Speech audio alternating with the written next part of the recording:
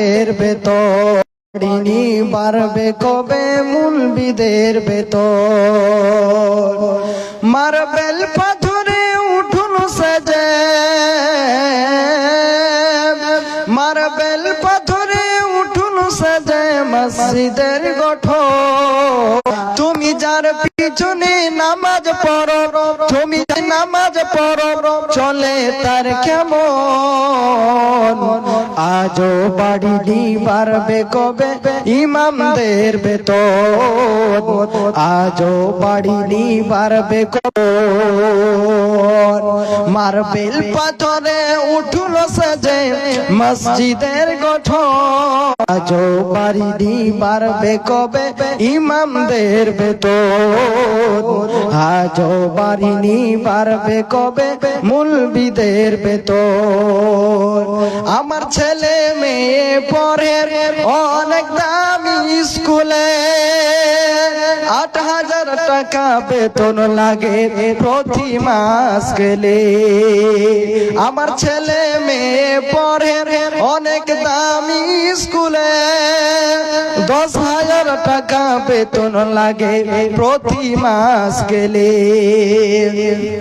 ইমামের ছেলের স্বপ্নগুলো মুলবিদের ছেলের স্বপ্নগুলো পূরণ হবে কেমন আজও বাড়ি বাড়বে কবে ইমামদের আজও বাড়ি বাড়বে কবে আলিমদের বেতন মার্বেল পাথরে উঠুন সাজে মসজিদের গঠন আজও বাড়ি বাড়বে কবে ইমামদের বেতন আজও বাড়ি বাড়বে কবে আলিমদের বেতন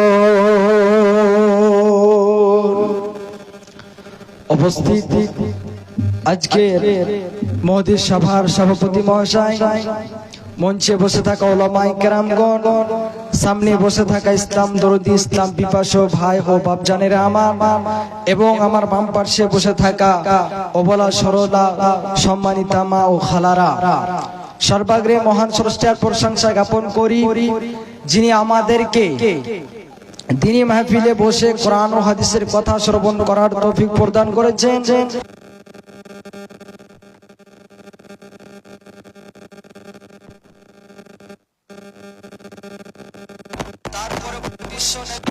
সেরামনি নবী আহমদ মুস্তাফা নবী মুহাম্মদ রাসূলুল্লাহ রাসূল আরবি সাল্লাল্লাহু আলাইহি ওয়াসাল্লামের প্রতি দুরূদ ও সালাম অবতীর্ণ হোক আল্লাহুম্মা সাল্লি আলাইহি আল্লাহুম্মা বারিক আলাইহি ভাইজান আজকে আমি আপনাদের সামনে মহান গ্রন্থ আল কোরআন হইতে দুই জায়গা থেকে দুটি আয়াত তেলাওয়াত করেছি ইনশাআল্লাহ আয়াতকে সামনে রেখে নিজের বক্তব্য করব তবে আমার বক্তব্য আরম্ভ করার আগে কয়েকটা কথা বলতে চাই তাহলে যে আল্লাহ রাব্বুল আলামিন আমাদেরকে পৃথিবীর বুকে পাঠিয়ে আল্লাহ আমাদেরকে অনেক কিছু নিয়ামত দান করেছে আল্লাহ যে আমাদেরকে একটা জীবন দিয়েছে এটা একটা আল্লাহর নিয়ামত এমন কি পৃথিবীতে আল্লাহ অনেক রকমের জিনিস আমাদেরকে দিয়েছেন তা আমরা ভোগ করি ভক্ষণ করি এইগুলো যদি আমরা প্রশংসা করতে চাই বা গণনা করতে চাই আমরা করে কখনো শেষ করতে পারবো না আল্লাহ রাব্বুল আলামিন বলেছেন কোরআনের মধ্যে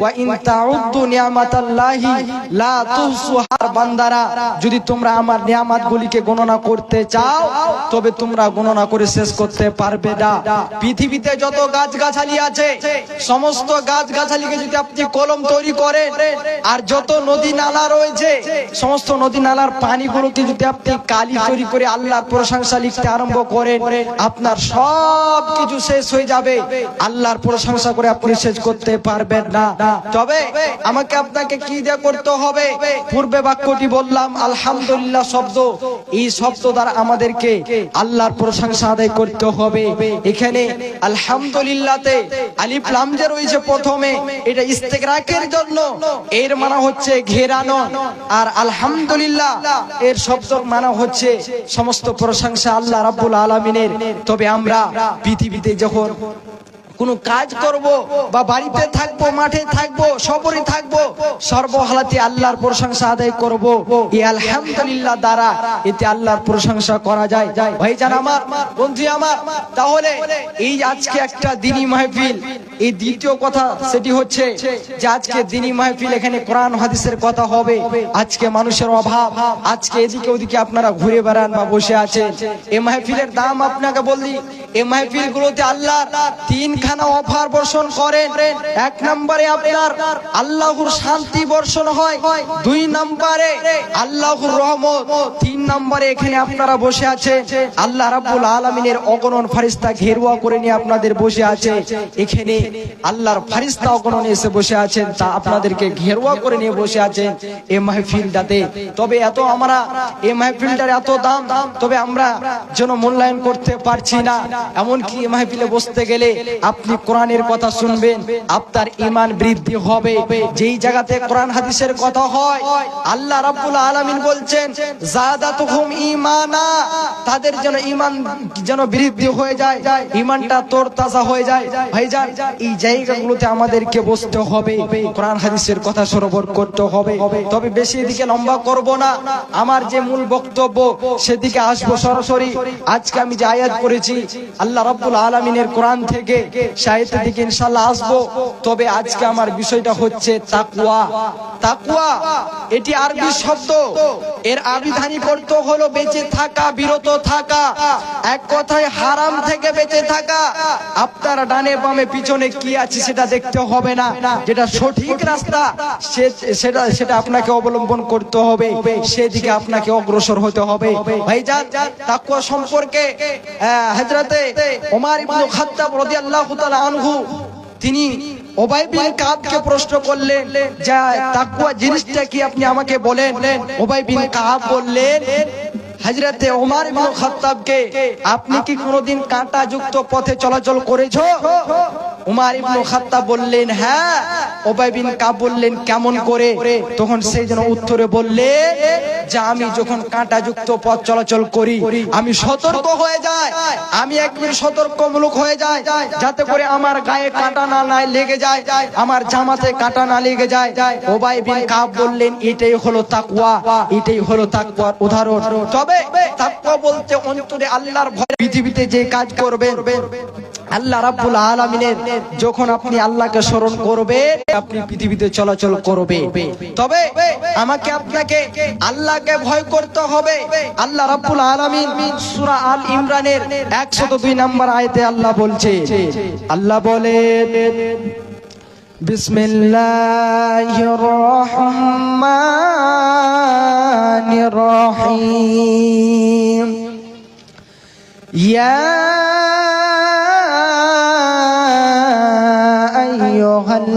আইয়ুহাল্লাযীনা আমানুত্তাকুল্লাহ হাক্কা তুকাতিহি ওয়া লা তামুতুন্না ইল্লা ওয়া আনতুম মুসলিমুন।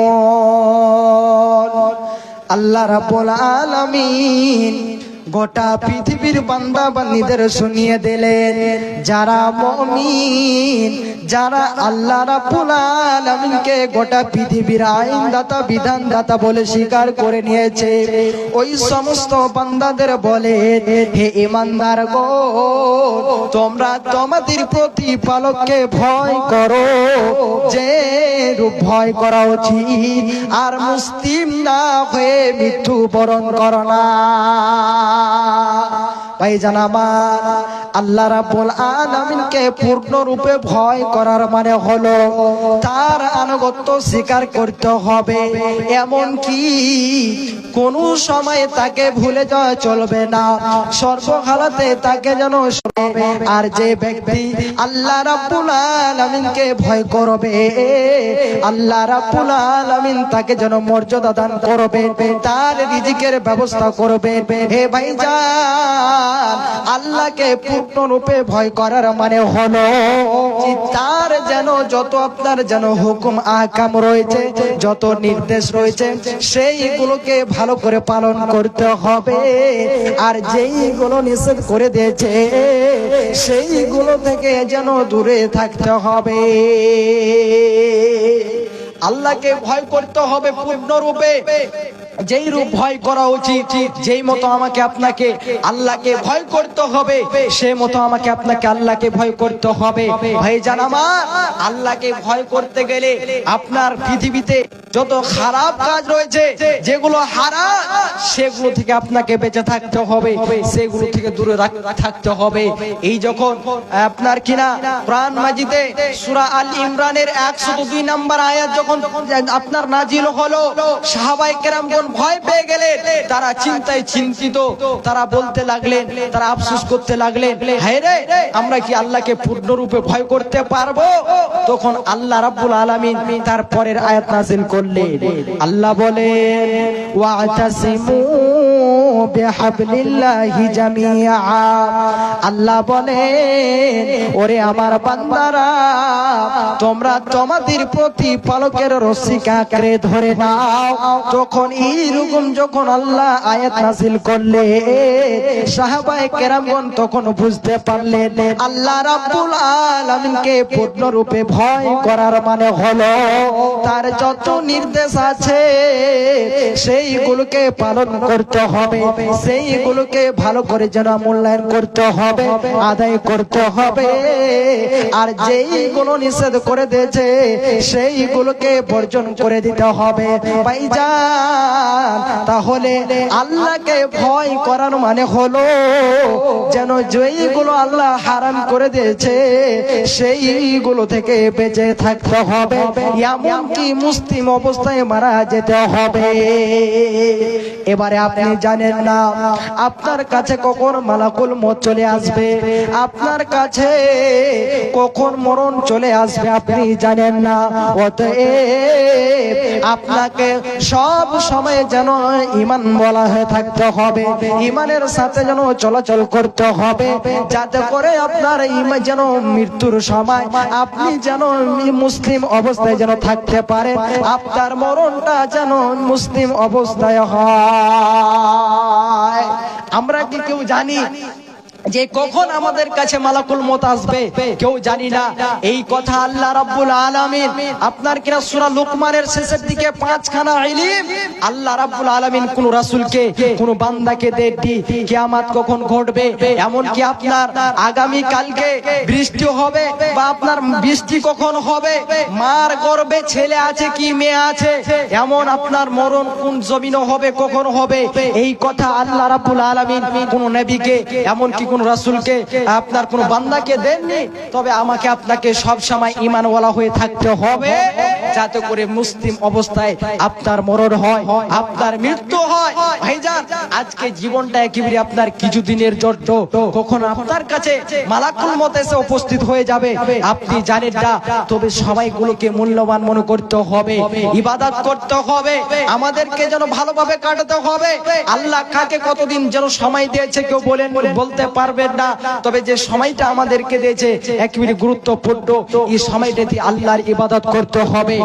আর আল্লাহ যে আমাদেরকে পৃথিবীর বুকে পাঠিয়েছে এর মূল উদ্দেশ্য হলো একটাই, যে তার ইবাদত আমরা করি, তার দাসত্ব করি। আল্লাহ রাব্বুল আলামিন অন্যত্র জায়গায় বলছেন, আল্লাহ বলছেন, ওয়ামা খালাকাতুল জিন্না ওয়াল ইনসা ইল্লা লিয়াবুদুন। আমি মানব দানবকে এই জন্য তৈরি করেছি, সৃষ্টি করেছি, যাতে তারা আমার ইবাদত করে, আমার পূজা পাঠ করে। এমন কি নবীজি বলছে, নবীজি বলছে বান্দাদের প্রতি আল্লাহ তাআলার হক, যে বান্দা আল্লাহ রাব্বুল আলামিনের ইবাদত করবে এবং তার সাথে কাউকে জোড়া করবে না। ভাইজান, তাহলে আমাকে আপনাকে যেন আল্লাহর ইবাদত করতে হবে। আল্লাহ রাব্বুল আলামিন যেই কারণে আমাদের সৃষ্টি করেছে সেই দিকে মনোযোগ দিতে হবে। আল্লাহ আমাদের অনেক কিছু যেন হালাল করেছে সেই দিকে যেন অগ্রসর হতে হবে, আর যেইগুলো হারাম করে দিয়েছে সেই দিকে আপনাকে পিছের দিকে থাকতে হবে ভাইজান। তাহলে আল্লাহ রাব্বুল আলামিন যত হুকুম আমাদের করেছে সেইগুলো আমাদের যেন করতে হবে। তারপরে আল্লাহ রাব্বুল আলামিন কে কেমন করে ভয় করবেন, আল্লাহকে কেমন করে স্মরণ করবেন। হযরতে আব্দুল্লাহ বিন মাসউদ তিনি কেমন করে আল্লাহকে ভয় করতেন। সূরা আল ইমরানের 102 নম্বর আয়াত যখন তেলাওয়াত করতেন তিনি কান্নায় ভেঙে পড়তেন, তিনি কান্না করতে লাগলেন। একদিনকার ঘটনা, একদিন একজন ব্যক্তি তাকে প্রশ্ন করে উঠলো, হে আবু আব্দুর রহমান, আপনি যখন সূরা আল ইমরানের 102 নম্বর আয়াত তেলাওয়াত করেন আপনি কান্নায় কেন ভেঙে পড়েন, আপনি কান্না কেন করতে লাগেন? তখন তিনি বললে, হে বন্ধু, আমি এই জন্য কান্না করি, এই আয়াত পড়ার সময় এই জন্য আমি ক্রন্দন করতে লাগি, কারণ আল্লাহ বলেছেন ইত্তাকুল্লাহা হাক্কা তুকাতিহি ওয়া লা তামুতুন্না ইল্লা ওয়া আনতুম মুসলিমুন। আল্লাহ বলেছে যে তোমাদের প্রতিপালককে পূর্ণরূপে ভয় করো আর মুসলিম না হয়ে মৃত্যুবরণ করো না। কিন্তু শুনুন, সে আব্দুল্লাহ বিন মাসউদ তিনি বলছেন আমরা যতই আল্লাহকে ভয় করি না কেন কিন্তু আল্লাহর কসম আমরা আল্লাহর পূর্ণ হক যেন আদায় করতে পারবো না বা পারি না। তারপর তখন তিনি বললেন যে তাই আল্লাহ যেন সহজ করে যেন বলে দিয়েছেন ফাত্তাকুল্লাহা মাস্তাতাতুম, তোমরা আল্লাহকে যথাসাধ্য ভয় করো, যতটুকু সম্ভব আল্লাহকে ভয় করো। হে ভাইজান, তাহলে আমাকে আপনাকে যতটা সম্ভব আল্লাহকে ভয় করতে হবে, নচিত আমাদের জীবনটা যেন ধন্য হবে না, আমাদের পরকাল যেন সুখময় হবে না। ভাইজান, আমাদেরকে যেন আল্লাহকে পূর্ণ রূপে ভয় করতে হবে। আজকে আমরা আল্লাহকে কেমন করে ভয় করব? আজকে খাস করে যুবক বন্ধু কি বলবো, আপনার কিনা এত ডালাহারে গুনহার কাজে লিপ্ত থাকে, খাস করে শেরশাবাদী, আপনাদের এলাকার কথা বলছি না শুধু, যেখানে শেরশাবাদী ঢুকে আছে, আমি একজন শেরশাবাদী, তবে শেরশাবাদীর বাচ্চারা বা ছেলেরা, যুবক বন্ধুরা এত ডালাহারে আপনার গুনহার কাজে লিপ্ত থাকে কি বলবো। তারা কোথায় পাবজি, কোথায় ফ্রি ফায়ার, কোথায় আপনার ড্রিম 11 আর কোথায় কি এই করে করে আপনার গুনাহ করে, অথচ বাবা বাড়িতে আছে, বাড়িতে গার্জেন আছে, কিন্তু সে কিছু বলছে না। ভাইজান আমার, এইরকম আমাদেরকে যেন এইগুলো কাজ থেকে আমাদেরকে বাঁচতে হবে, এই গুনার কাজগুলো থেকে বাঁচতে হবে। এমন কি আল্লাহ যেগুলো আদেশ করেছেন সেগুলো আমাদেরকে যেন করতে হবে। তারপরে আল্লাহ রাব্বুল আলামিন অন্যত্র জায়গায় সূরা রহমানের মধ্যে আল্লাহ বলছে, আল্লাহ বলে ওয়ালিমান খাফা মাকাম রাব্বিহি জান্নাতান। আল্লাহ বলেন যেই ব্যক্তি তাদের প্রতিপালকের সামনে দণ্ডায়মান হতে ভয় করে তাদের জন্য রয়েছে দুটি জান্নাত। ভাইজান আমার, এর মানে হলো যেই ব্যক্তির অন্তরে এই বলে ভয় থাকে যে আল্লাহ রাব্বুল আলামিন আমাদেরকে পৃথিবীর বুকে দিয়েছে, একদিন আমাকে মরতে হবে আর একদিন যেন কিয়ামতের দিন দাঁড়াতে হবে, সেই দিন আমাকে পঙ্খ ভাবে যেন হিসাবে দিতে হবে আমি পৃথিবীতে কি করেছি, ভালো কাজ করেছি কি খারাপ কাজ করেছি, সেই দিন আমাকে যেন হিসাব দেওয়া লাগবে। এই বলে যার মধ্যে আল্লাহর যেন ভয় থাকে, ওই কিয়ামতের ভয় থাকে, আল্লাহ রাব্বুল আলামিন বলছেন তার জন্য রয়েছে দুটি জান্নাত। আর নবীজি বলছেন সেই দুটি জান্নাত কিসের হবে? নবীজি বলছেন একটি হবে স্মরণের এবং একটি হবে যেন রূপের। একদিন তোমায় মরতে হবে, তুমি ভুলে যেও না, হবে মাটির বিছানা গো তোমার আসল ঠিকানা একদিন তোমায় মরতে হবে তুমি ভুলে যেও না হবে মাটির বিছানা গো তোমার আসল ঠিকানা আজরাইল ফারিস্তা যদি হাজির হবে সে চলচা চরি যতই করো জানবের করবে সে চলবে না সেদিন তোমার কোনোই বাহানা হবে মাটির বিছানা গো তোমার আসল ঠিকানা একদিন তোমায় মরতে হবে তুমি ভুলে যেও না হবে মাটির বিছানা গো তোমার আসল ঠিকানা আপন জনের কান্না যত সবই শুনতে পাবে বুক ফুটবে তো মুখ ফুটবে না কেমনে জবাব দিবে কি করে বুঝাবে তুমি কি করে বোঝাবে তুমি মনের বেদনা হবে মাটির বিছানা গো তোমার আসল ঠিকানা একদিন তোমায় মরতে হবে তুমি ভুলে যেও না হবে মাটির বিছানা গো তোমার আসল ঠিকানা কাঁদবে মাতা কাঁদবে পিতা কাঁদবে ভাই পাশে এসে কাঁদবে বসে আত্মীয় স্বজন করবে দোয়া খোদার কাছে মমিন মমিনা হবে মাটির বিছানা গো তোমার আসল ঠিকানা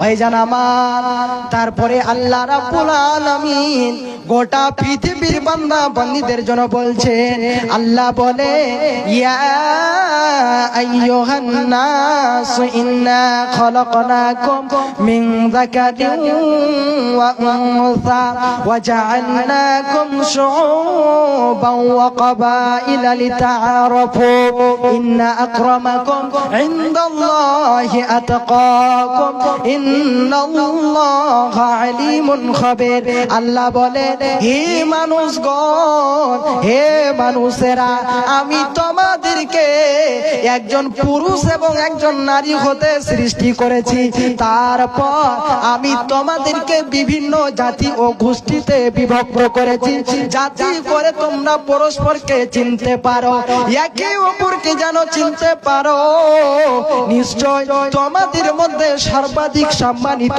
ব্যক্তি সে যে ব্যক্তি যেন পরহেজগার যেই ব্যক্তি তাকওয়া অবলম্বন করে এবং আল্লাহ বলেন ইন্নাল্লাহা আলিমুন খাবীর নিশ্চয় তিনি সব কিছু জানেন এবং সব বিষয়ে অবহিত ভাইজান আমার এখানে আল্লাহ সবচেয়ে যেন ওই বান্দাদেরকে যেন আপনার কিনা সম্মানিত বলে উল্লেখ করেছে যারা আল্লাহকে ভয় করে যারা আল্লাহ রাব্বুল আলামিনকে স্মরণ করে বিপদে পড়তে গেলে আল্লাহকে স্মরণ করে মুসিবতে পড়তে গেলে আল্লাহকে স্মরণ করে এমনকি সর্বহালাতে আল্লাহকে যেন ভয় করে তার জন্য তাদেরকে যেন আপনার কিনা মর্যাদাবান বলে উল্লেখ করেছেন এমনকি অত্র আয়াতে এই কথাও যেন বলা হয়েছে বংশ মর্যাদা সম্মানিত হওয়ার মাধ্যম নয় আপনি বলবেন আমার বংশ যেন অনেক বড় আমি সম্মানিত কখনো না